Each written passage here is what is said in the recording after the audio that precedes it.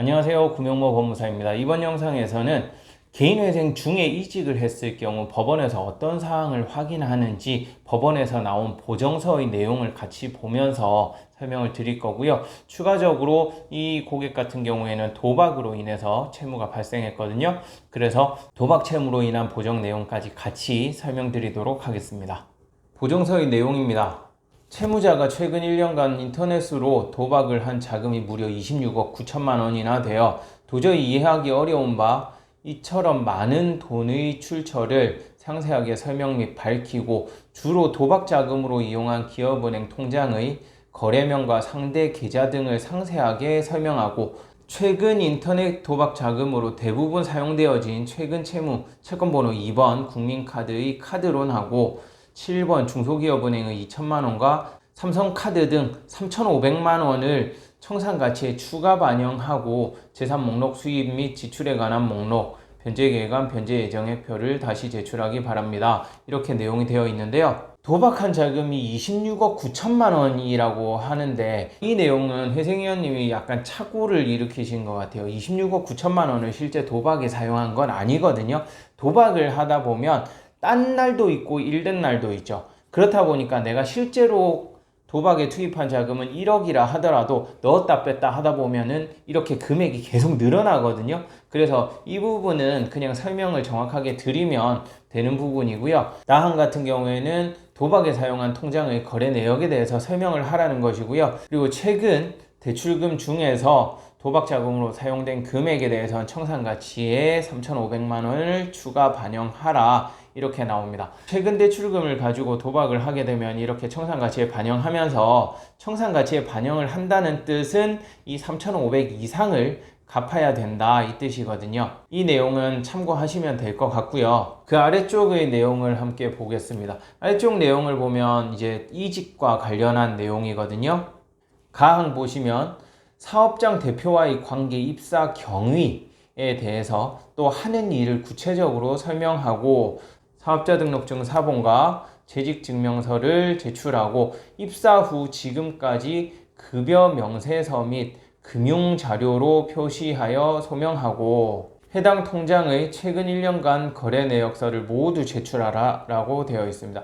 입사 후 지금까지 사업자 통장으로 급여 이체 내역을 제출하고 입사 후 지금까지 사업자 통장으로 급여 이체 내역이 있는지 이 내용에 대해서 제출하라고 되어 있고요. 또 위 재직 사항이 나오는 근무 사진, 내 외부 사진 2장 이상 제출하고 근로소득 원천징수 영수증, 연금 산정용 가입 내역 확인서를 제출하여 근무 사실을 소명하기 바랍니다. 라고 보정이 되어 있습니다. 이렇게 개인회생 중에 이직을 하게 되면 그 이직한 사실에 대해서 상당히 자세하게 물어보게 돼요. 이렇게 자세하게 묻는 이유는 이직한 사실 자체가 실제 이직한 것이 맞느냐라는 의구심 때문에 그 부분을 확인하려는 것입니다. 그리고 5항을 보시면 변제계획안 제10항 기타 사항란의 아래와 같이 기재 및 변제계획안을 수정하고 변제계획안 변제예정액표를 제출하라. 이게 이제 조건부인가 내용이거든요.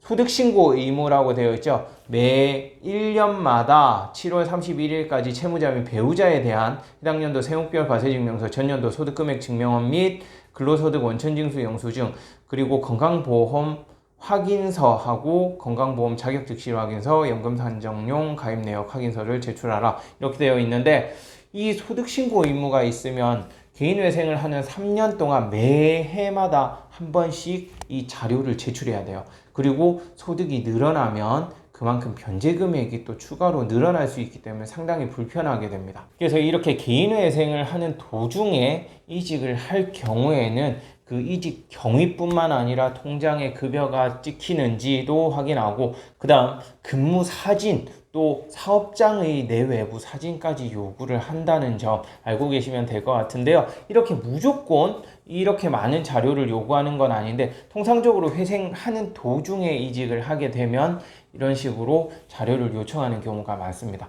따라서 이렇게 개인회생 도중에 이직을 하게 되면 많은 자료를 제출할 수 있다는 점 알고 계셔야 될 것 같고요. 특히 조건부 인가 가능성이 상당히 높아진다는 점에서 가급적이면 개인회생을 진행하는 중에 이직하는 것은 별로 좋지 않다고 볼 수 있겠습니다. 꼭 이직을 해야만 한다면 차라리 이직을 하고 나서 개인회생을 접수하는 게 그나마 조건부인가 가능성은 낮출 수 있거든요. 그렇다고 해서 조건부인가가 안 나오지는 않는데 그래도 회생 중에 이직하는 것보다는 더 나으니까 차라리 반드시 이직할 상황에 처해 있다면 이직하고 나서 회생을 접수하는 것도 좋은 방법이라고 할 수 있겠습니다. 네, 이번 시간에는 개인회생 중에 이직했을 경우 법원에서 어떤 식으로 물어보게 되는지 알아봤는데요. 무조건 이런 식으로 서류가 나오는 것은 아니지만 이렇게 이직 사유에 대해서는 상세하게 묻는 경우가 많으니까 이 영상 참고하시면 될 것 같네요. 네, 끝까지 시청해 주셔서 감사하고요. 구독, 신청, 좋아요 꼭 부탁드리겠습니다.